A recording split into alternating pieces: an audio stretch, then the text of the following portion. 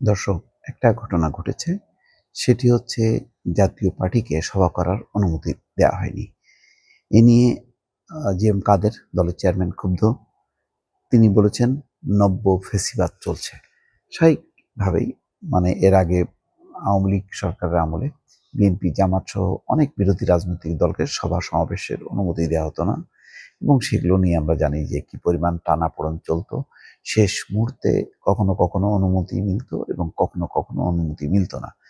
এই নিয়ে অনেক নাটকীয় পরিস্থিতি হয়েছে গত 15 বছরে, তার কোনো শেষ নেই। এবং এই কারণেই পশ্চিমা দেশগুলো বলতো যে সভা সমাবেশের অধিকার দিতে হবে, মানুষের মত প্রকাশের স্বাধীনতা দিতে হবে। এখন তেমনই একটি পরিস্থিতির সম্মুখীন হলো জাতীয় পার্টির চেয়ারম্যান জি.এম. কাদের বা জাতীয় পার্টি। তাদের প্রতিষ্ঠা বার্ষিকী ছিল 1 জানুয়ারি। সেই পয়লা বার্ষিকীর যে অনুষ্ঠান, সেই অনুষ্ঠানের অনুমতি পুলিশ দেয়নি। সেই কারণে তারা ক্ষুব্ধ এবং প্রতিষ্ঠা বার্ষিকীর সভা আয়োজনের অনুমতি পায়নি। স্বৈরাচারের দোসরের তকমা পাওয়া জাতীয় পার্টি, এই প্রেক্ষিতে দলটির চেয়ারম্যান জি.এম. কাদের বলেছেন, দেশে নব্য ফ্যাসিবাদ চেপে বসেছে, হত্যাকাণ্ডের বিচারের নামে প্রহসন চলছে। খুব গুরুত্বপূর্ণ একটা বক্তব্য।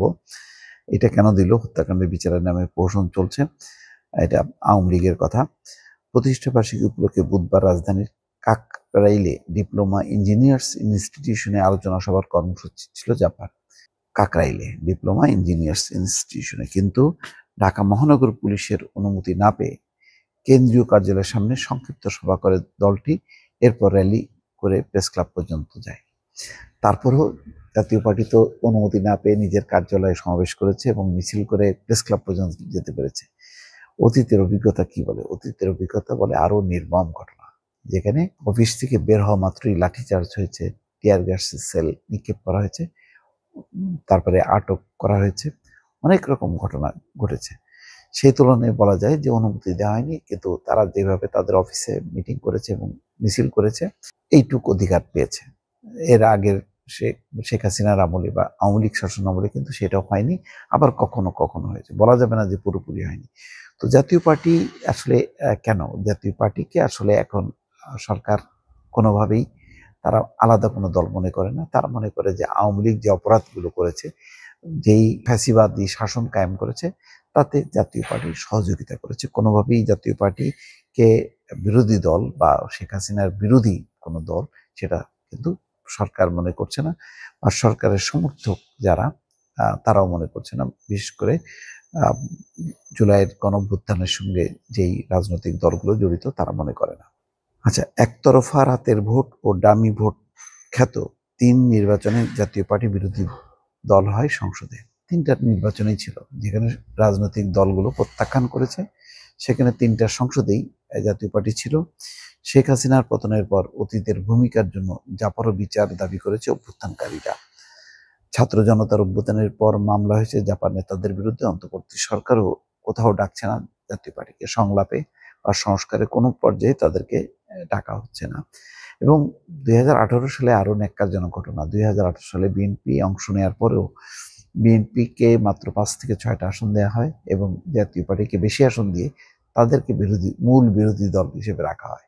তার মানে সারা বিশ্বে এবং দেশের মানুষের কাছে প্রমাণ করা যে বিএনপির কোনো ভোট নেই, এবং আসলে বাস্তবতা তো সেটা না। এটা জোর করে এবং ওই সময় দিনের ভোট রাতের খেলা, এগুলো সবই জানে, তারপরও নির্লজ্জভাবে সেই কাজগুলো করা হয়েছে। জি.এম. কাদেরের দাবি, তিনি ফ্যাসিবাদের বিরুদ্ধে সংগ্রাম করেছেন। তিনি বলেন, আবার মনে হয় একটি মুক্তিযুদ্ধ অবশ্যম্ভাবী হয়ে উঠেছে। সভা সমাবেশ করার অধিকার আমাদের গণতান্ত্রিক অধিকার। অহিংসভাবে প্রতিষ্ঠা বার্ষিকীর কর্মসূচি পালন করব, এটা আমাদের অধিকার। জাপার চেয়ারম্যান বলেন, প্রধান উপদেষ্টা হিসেবে ডক্টর ইউনূসকে সমর্থন দিয়ে মেনে নিলাম। তাকে সমর্থন দিলেও উনি আমাদের মেনে নেননি। বিভাজন করে রাখলেন, একটি ফ্যাসিস্ট শক্তির পক্ষে আরেকটি বৈষম্য বিরোধী। তারা ধরে নিলেন গত 16 বছর যারা নির্যাতিত হননি তারা ফ্যাসিস্ট শক্তির দোসর। যাদের দোসর আখ্যায়িত করা হলো, তাদের বিনা বিচারে নির্যাতন, তাদের হয়রানি, মামলা দেওয়া, বাড়িঘর, ব্যবসা প্রতিষ্ঠানে হামলা হচ্ছে। সরকারের উদ্দেশ্যে জি.এম. কাদের বলেন, জাতীয় ঐক্যের নামে নিবন্ধিত 48 দলের মধ্যে 18টিকে বৈঠকে ডাকলেন, 30টিকে বাদ দিলেন।